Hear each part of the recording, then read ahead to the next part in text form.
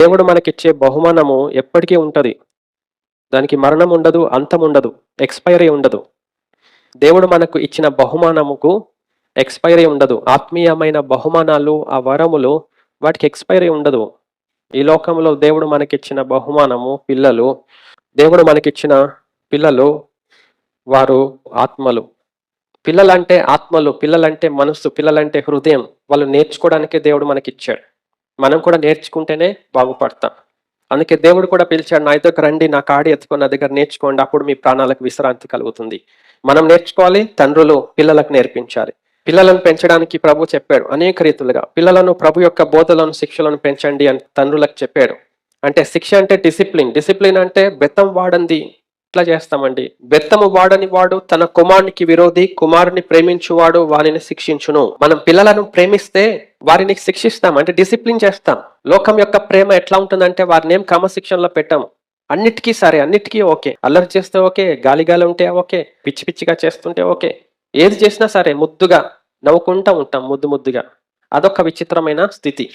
కానీ ప్రభు అంటాడు, వారిని ప్రేమించండి, వారు నశించిపోకుండా రక్షించబడాలి, ప్రభునందు క్రమశిక్షణలో ఉండాలి. కాబట్టి వారికి బెత్తము వాడండి. నీ బాలురను శిక్షించుట మానుకొనకుము, బెత్తముతో వాని కొట్టిన ఎడల వాడు చావకుండును.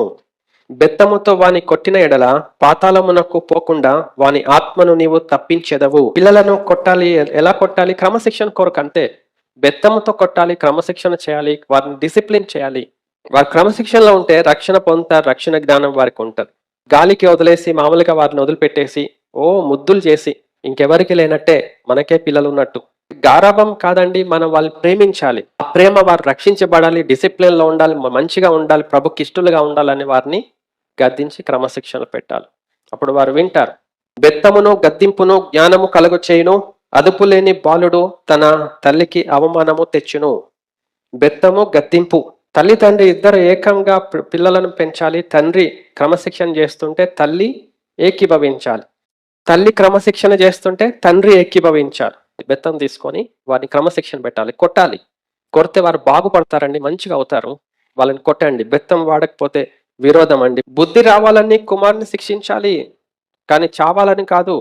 బుద్ధి రావాలని శిక్షణ పెట్టాలి, క్రమశిక్షణ పెట్టాలి. మన పిల్లలు ప్రభుకి ఇష్టగా ఉండటానికి మనం వారిని శిక్షించాలి.